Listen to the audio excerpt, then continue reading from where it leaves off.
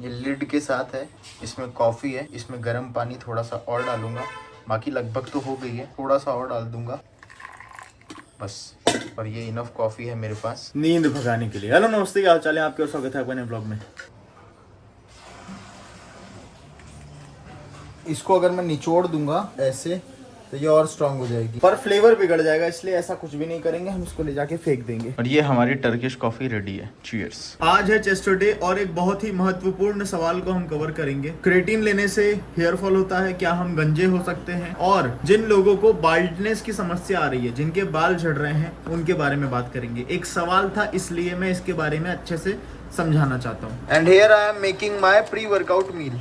अरे जल गया यार, हाँ जली गया चिपक गया है। मैंने एक बैग ऑर्डर किया है, कहाँ से दिखाता हूँ। ये देखो यार, ये कितना सुंदर बैकपैक है। इसमें पता है क्या क्या आ जाएगा, ये सारी चीज़ें। अरे दिख क्यों नहीं रहा है, ये सारी चीज़ें, लोअर टी शर्ट, चड्डी, बनियान, शेकर, हेडफोन, और उसके बाद चश्मा, छोटी बोतल और 2-3 पैकेट तौलिया, सब आ जाएगा भाई सब। खैर ये एक और कलर में था, पर मुझे ये कलर पसंद नहीं आया क्योंकि ये बैग पूरा पबजी जैसा लग रहा था, ये वाला। I have ordered black one. Mummy मैंने बैग ऑर्डर किया जो कि है $140 का, मतलब कुछ 12-13 हजार का बैग है, ऐसे ही सस्ता है। मम्मी ये जिम शार्क है। मेरी प्री वर्कआउट मील रेडी है। अंडे थोड़े से चिपक गए थे, खरोच खरोच के खुरचन निकाल के खाया जा रहा है भाई। You simply can not change your genetics. आप कर क्या सकते हो, और ये होता क्या क्या है, किस तरीके से होता है, और क्या क्या रीजन की वजह से होता है। क्या पता हमारे जेनेटिक्स बहुत अच्छे हो लेकिन हेयर फॉल किसी और रीजन से हो रहा हो। आओ समझते हैं। 1 2 उधर है, ये 4 मिला के 1 किलो बनता है। तो 1 किलो का प्रोग्रेशन ऐसे मैं करता हूँ जिम में।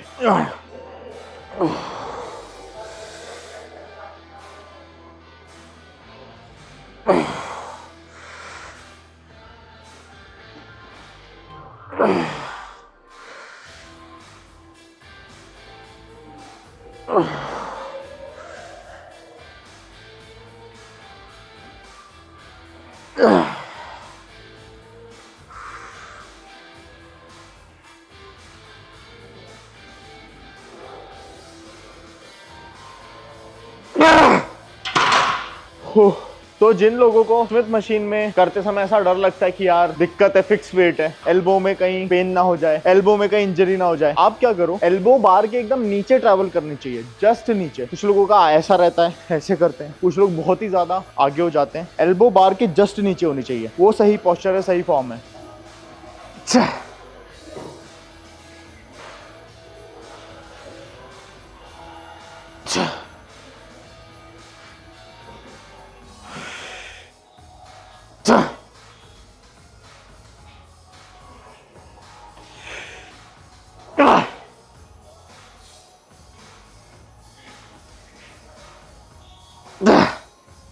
तेरे को मालूम है अभी ग्रीन पे ही है और मेरे से सिर्फ 10 रेप लगे, जबकि पहले मैं इसके 25 रेप मारता था। ये देखो ग्रीन पे है। ग्रीन मतलब कम इंटेंसिटी वाला वेट का स्टैक। अभी चेंज बस यही हुआ है, मैंने सबसे पहली चीज इसको सीट को सबसे ऊपर किया है, स्टेबिलिटी के लिए नीचे ये रखा है, और मैं जब प्रेस कर रहा हूँ तो मैं ये दिमाग में अपने पिक्चर रन कर रहा हूँ कि मैं डंबल फ्लाई कर रहा हूँ, मुझे मेरी एल्बो को क्लोज लाना है, ये चीज मैं कर रहा हूँ। और जब मैं प्रेस कर रहा हूँ तो मैं ये मेक श्योर कर रहा हूँ कि मेरे जो ये एल्बो है, यहाँ ये जो छेद बन रहा है, ये वाला छेद और ये वाला छेद, ये आपस में एक दूसरे को देखें। पहला टिप स्टेबिलिटी के लिए ये लगाया। दूसरा टिप ऐसा फील करना है दिमाग में कि आप डंबल फ्लाई कर रहे हो, प्रेस किया, और ये एल्बो के जो छेद हैं एक दूसरे की तरफ होना चाहिए। जब आपके हाथ एकदम सीधे हों तो प्रॉपर पूरा का पूरा लोड आपका चेस्ट महसूस करता है। अदरवाइज ये थिंकिंग नहीं ला रहे हो मन में तो वो सेम चीज ट्राइसेप्स पे शिफ्ट हो जाती है। ट्राइसेप्स वहां पे ज्यादा एंगेज होने लगते हैं, ट्राइसेप्स एंगेजमेंट ज्यादा ले लेता है।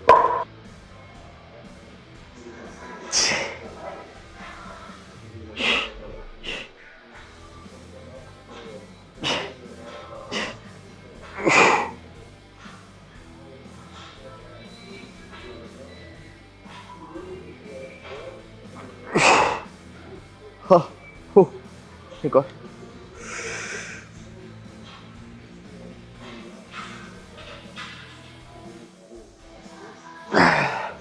एक और,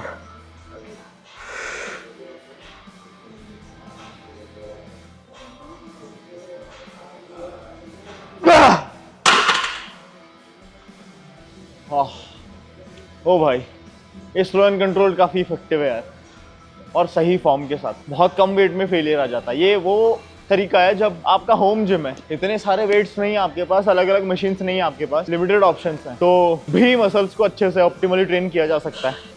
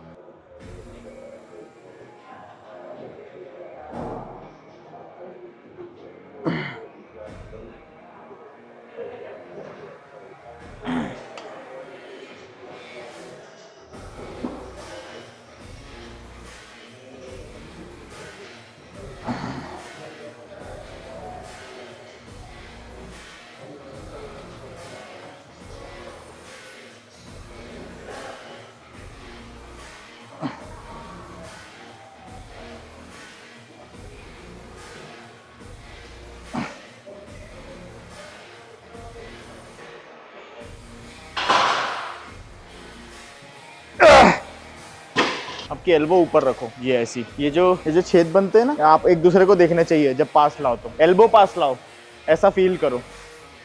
ये, हाँ, बैक आर्च।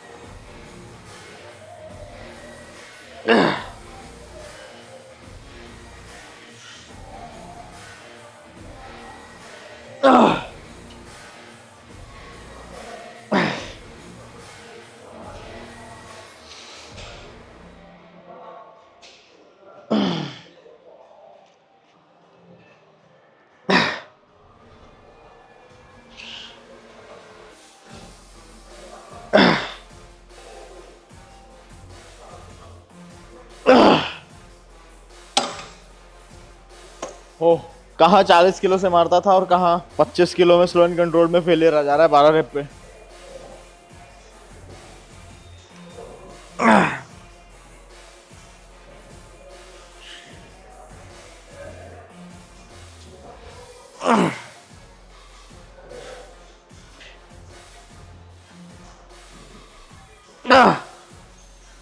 एक और।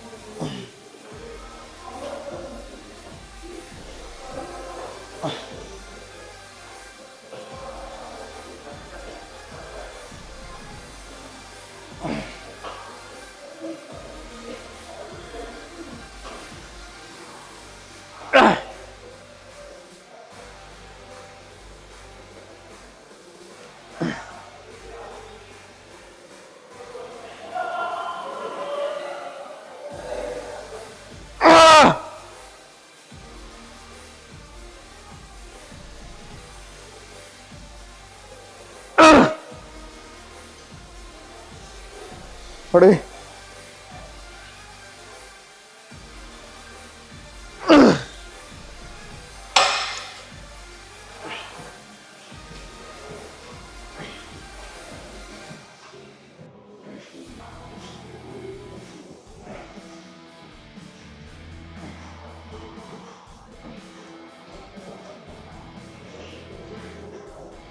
The workout is done. आज के वर्कआउट की हाईलाइट यही है कि slow and control movement, slow and control reps. अगर आपके पास वेट की कमी है, अगर आप घर में वर्कआउट कर रहे हो, तो जितना स्लो परफॉर्म कर सको, मैं बोलूंगा 3-1-3 का फॉर्मूला अपनाओ। क्या? 3 सेकंड कंसेंट्रिक, 3 सेकंड इंसेंट्रिक, 1 सेकंड का पॉज, जहाँ पे सबसे ज्यादा आपको टेंशन महसूस हो वहां पे। That's it. खाते हैं कुछ। तो घर पहुंचते पहुंचते बाल्डनेस पे वापस आते हैं। डॉक्टर जो बोल रहा है वो स्ट्रिक्टली मानो, अच्छी चीजें खाओ, लाइफस्टाइल में सुधार लाओ, पानी अपना बदल के देखो। उसके बाद जो डॉक्टर आपको ट्रीटमेंट बता रहा है, जो मेडिसिन बता रहा है, उसको स्ट्रिक्टली फॉलो करो। ठीक है, आपके कुछ हद तक बच सकते हैं, लेकिन जेनेटिक्स में है तो वो झड़ेंगे ही झड़ेंगे। और जब झड़ जाते हैं बहुत सारे, आपको ऐसा लगता है कि यार आप 25 या 26 साल की उम्र में ही एकदम गंजे हो रहे हो, तो फिर उस केस में आप अपना हेयर ट्रांसप्लांट करा सकते हो। यही आखिरी रास्ता है। और बहुत सारे मैंने ऐसे केसेस देखे हैं जिनका ट्रांसप्लांट बहुत ही सक्सेसफुल रहा है। मतलब मैंने 95-98%, इवन मेरे क्लाइंट्स भी हैं बहुत सारे जिन्होंने ट्रांसप्लांट करवाया है। ठीक है, उनके बाल बहुत हेल्दी हैं, क्योंकि वो स्ट्रिक्टली इवन ट्रांसप्लांट कराने के बाद भी आपको बातों का ध्यान रखना पड़ेगा, वही सारी चीजें फॉलो करनी रहेगी। ठीक है, वो ट्रीटमेंट बताएगा डॉक्टर, समय समय पे कुछ सीरम आपको लगाना रहेगा, खाने पीने में एडजस्टमेंट करेगा वो, विटामिन मिनरल्स आपको ऐड करने पड़ेंगे। और उसके बाद भी आपको क्रिएटिन से दूर रहना है, और एनाबॉलिक स्टेरॉइड की तो बात ही नहीं कर रहा। तो आपके बाल एकदम नॉर्मली जैसे दिखते हैं ना, कि लाइक कभी हेयर फॉल हुआ ही नहीं था, वैसे हो जाएंगे। ट्रस्ट मी, ये बहुत कारगर है। ट्रांसप्लांट से हम डरते हैं कि अरे यार पता नहीं क्या होगा, सक्सेसफुल होगा कि नहीं होगा। अब मोस्ट ऑफ द केसेस में हेयर ट्रांसप्लांट सक्सेसफुल हो जाता है। और सबसे इंपॉर्टेंट चीज आप ये मेक श्योर करो कि दिन भर का प्रोटीन इंटेक आप हिट कर रहे हो, क्योंकि बालों का झड़ना कभी कभी आपका न्यूट्रिशन प्रॉपर ना होना इस वजह से भी हो सकता है। ठीक है, आप प्रोटीन इनफ नहीं ले रहे हो। हमारी जो इंडियन डाइट है ना, जो न्यूट्रिशन स्ट्रक्चर है, जो हम फॉलो करते आ रहे हैं शुरू से, वो मोस्टली कार्बोहाइड्रेट फोकस्ड रहता है, प्रोटीन फोकस नहीं रहता है। आप जब 8 या 10 साल के थे तो आपको क्या पता था कि इसमें प्रोटीन होता है, इसमें कार्ब होता है? और अगर आप 8-10 साल वाली उम्र के बारे में अभी सोचो, तो आपको ये रियलाइज होगा कि आप मोस्टली कार्बोहाइड्रेट का कंजम्पशन ज्यादा करते थे, प्रोटीन बहुत कम रहता था। दिन भर का मुश्किल से 50 ग्राम भी नहीं होता था। ठीक है, हाँ, आप अगर नॉन वेजिटेरियन नहीं हो तो और गिर जाता था। ठीक है, लाइक आप कुछ 25-30 ग्राम ही खा रहे हो दिन भर का प्रोटीन, और वो भी हाई क्वालिटी प्रोटीन नहीं हुआ करता था। तो किसी पर्टिकुलर न्यूट्रिएंट की कमी की वजह से भी ये चीज आपको, ये सिम्टम आपको दिख सकते हैं। तो आप ये मेक श्योर करो कि आप प्रोटीन, जब सारी चीजें हो जाए, सब चीज अच्छी हो जाए, तो प्रोटीन का कंजम्पशन आपका दिन भर का जितना चाहिए उतना होना चाहिए। तो ये थे कुछ पॉइंट्स मेरी तरफ से, जिसको आप लिस्ट बना के ऐड कर सकते हो और इन पे काम कर सकते हो। तो बहुत हद तक आपका ये जो हेयर फॉल है ये आप बचा सकते हो, और बहुत हद तक आप अपना, अगर हेयर ट्रांसप्लांट हो चुका है तो वापस झड़ने से, लोगों के वापस भी झड़ जाते हैं, ठीक है, खुद को बचा सकते हैं।